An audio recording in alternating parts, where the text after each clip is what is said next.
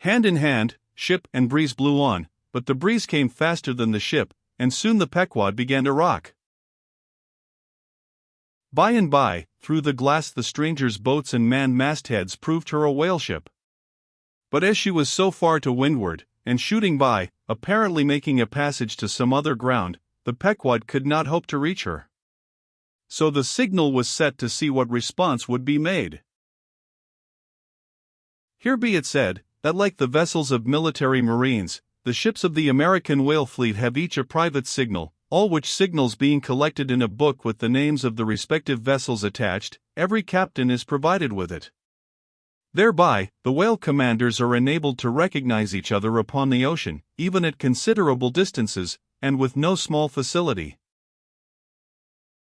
The Pequod's signal was at last responded to by the stranger's setting her own, which proved the ship to be the Jeroboam of Nantucket. Squaring her yards, she bore down, ranged a beam under the Pequod's lee, and lowered a boat. It soon drew nigh, but, as the side ladder was being rigged by Starbuck's order to accommodate the visiting captain, the stranger in question waved his hand from his boat's stern in token of that proceeding being entirely unnecessary. It turned out that the Jeroboam had a malignant epidemic on board, and that Mayhew, her captain, was fearful of infecting the Pequod's company.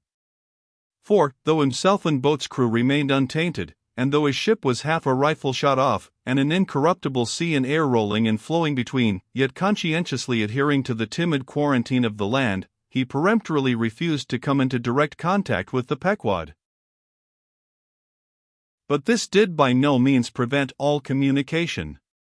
Preserving an interval of some few yards between itself and the ship, the Jeroboam's boat by the occasional use of its oars contrived to keep parallel to the Pequod, as she heavily forged through the sea, for by this time it blew very fresh, with her maintopsail aback, though, indeed, at times by the sudden onset of a large rolling wave, the boat would be pushed some way ahead, but would be soon skillfully brought to her proper bearings again. Subject to this, and other the like interruptions now and then, a conversation was sustained between the two parties, but at intervals not without still another interruption of a very different sort. Pulling in or in the Jeroboam's boat, was a man of a singular appearance, even in that wild whaling life where individual notabilities make up all totalities. He was a small, short, youngish man, sprinkled all over his face with freckles, and wearing redundant yellow hair. A long-skirted, cabalistically cut coat of a faded walnut tinge enveloped him, the overlapping sleeves of which were rolled up on his wrists. A deep, settled, fanatic delirium was in his eyes. So soon as this figure had been first descried, Stubb had exclaimed, "That's he! That's he! The long-togged scaramouch the Townhouse Company told us of." Stubb here alluded to a strange story told of the Jeroboam, and a certain man among her crew, some time previous when the Pequod spoke the Townho. According to this account and what was subsequently learned, it seemed that the scaramouch in question had gained a wonderful ascendancy over almost everybody in the Jeroboam. His story was this. He had been originally nurtured among the crazy society of Neskuna Shakers, where he had been a great prophet, in their cracked, secret meetings having several times descended from heaven by the way of a trapdoor, announcing the speedy opening of the seventh vial, which he carried in his vest pocket, but which, instead of containing gunpowder, was supposed to be charged with laudanum. A strange, apostolic whim having seized him, he had left Neskuna for Nantucket, where, with that cunning peculiar to craziness, he assumed a steady, common-sense exterior and offered himself as a green-hand candidate for the Jeroboam's whaling voyage. They engaged him, but straightway upon the ship's getting out of sight of land, his insanity broke out in a freshet. He announced himself as the Archangel Gabriel, and commanded the captain to jump overboard. He published his manifesto, whereby he set himself forth as the deliverer of the Isles of the Sea and Vicar General of all Oceanica. The unflinching earnestness with which he declared these things, the dark, daring play of his sleepless, excited imagination, and all the preternatural terrors of real delirium, united to invest this Gabriel in the minds of the majority of the ignorant crew, with an atmosphere of sacredness. Moreover, they were afraid of him. As such a man, however, was not of much practical use in the ship, especially as he refused to work except when he pleased, the incredulous captain would fain have been rid of him, but apprised that that individual's intention was to land him in the first convenient port, the archangel forthwith opened all his seals and vials, devoting the ship and all hands to unconditional perdition, in case this intention was carried out. So strongly did he work upon his disciples among the crew, that at last in a body they went to the captain and told him if Gabriel was sent from the ship, not a man of them would remain. He was therefore forced to relinquish his plan. Nor would they permit Gabriel to be any way maltreated, say or do what he would, so that it came to pass that Gabriel had the complete freedom of the ship. The consequence of all this was, that the archangel cared little or nothing for the captain and mates, and since the epidemic had broken out, he carried a higher hand than ever, declaring that the plague, as he called it, was at his sole command, nor should it be stayed but according to his good pleasure. The sailors, mostly poor devils, cringed, and some of them fawned before him, in obedience to his instructions, sometimes rendering him personal homage, as to a god. Such things may seem incredible, but, however wondrous, they are true. Nor is the history of fanatics half so striking in respect to the measureless self-deception of the fanatic himself, as his measureless power of deceiving and bedeviling so many others. But it is time to return to the Pequod. "I fear not thy epidemic, man," said Ahab from the bulwarks to Captain Mayhew, who stood in the boat's stern, "come on board." But now Gabriel started to his feet.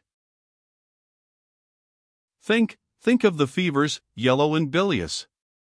Beware of the horrible plague. "Gabriel, Gabriel," cried Captain Mayhew, "thou must either," but that instant a headlong wave shot the boat far ahead, and its seethings drowned all speech.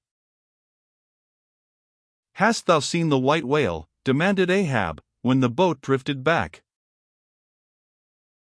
Think of thy whaleboat, stoven and sunk. Beware of the horrible tale. "I tell thee again, Gabriel, that," but again the boat tore ahead as if dragged by fiends. Nothing was said for some moments, while a succession of riotous waves rolled by, which by one of those occasional caprices of the seas were tumbling, not heaving it. Meantime, the hoisted sperm whale's head jogged about very violently, and Gabriel was seen eyeing it with rather more apprehensiveness than his archangel nature seemed to warrant. When this interlude was over, Captain Mayhew began a dark story concerning Moby-Dick, not, however, without frequent interruptions from Gabriel, whenever his name was mentioned, and the crazy sea that seemed leagued with him. It seemed that the Jeroboam had not long left home, when upon speaking a whaleship, her people were reliably apprised of the existence of Moby-Dick, and the havoc he had made. Greedily sucking in this intelligence, Gabriel solemnly warned the captain against attacking the white whale, in case the monster should be seen, in his gibbering insanity, pronouncing the white whale to be no less a being than the Shaker god incarnated, the Shakers receiving the Bible. But when, some year or two afterwards, Moby-Dick was fairly sighted from the mastheads, Macy, the chief mate, burned with ardor to encounter him, and the captain himself being not unwilling to let him have the opportunity, despite all the archangel's denunciations and forewarnings, Macy succeeded in persuading 5 men to man his boat. With them he pushed off, and, after much weary pulling, and many perilous, unsuccessful onsets, he at last succeeded in getting one iron fast. Meantime, Gabriel, ascending to the main royal masthead, was tossing one arm in frantic gestures, and hurling forth prophecies of speedy doom to the sacrilegious assailants of his divinity. Now, while Macy, the mate, was standing up in his boat's bow, and with all the reckless energy of his tribe was venting his wild exclamations upon the whale, and essaying to get a fair chance for his poised lance, lo! A broad white shadow rose from the sea, by its quick, fanning motion, temporarily taking the breath out of the bodies of the oarsmen. Next instant, the luckless mate, so full of furious life, was smitten bodily into the air, and making a long arc in his descent, fell into the sea at the distance of about 50 yards. Not a chip of the boat was harmed, nor a hair of any oarsman's head, but the mate forever sank. It is well to parenthesize here, that of the fatal accidents in the sperm whale fishery, this kind is perhaps almost as frequent as any. Sometimes, nothing is injured but the man who is thus annihilated, oftener the boat's bow is knocked off, or the thigh-board, in which the headsman stands, is torn from its place and accompanies the body. But strangest of all is the circumstance, that in more instances than one, when the body has been recovered, not a single mark of violence is discernible, the man being stark dead. The whole calamity, with the falling form of Macy, was plainly descried from the ship. Raising a piercing shriek, the vial! The vial! Gabriel called off the terror-stricken crew from the further hunting of the whale. This terrible event clothed the archangel with added influence, because his credulous disciples believed that he had specifically foreannounced it, instead of only making a general prophecy, which anyone might have done, and so have chanced to hit one of many marks in the wide margin allowed. He became a nameless terror to the ship.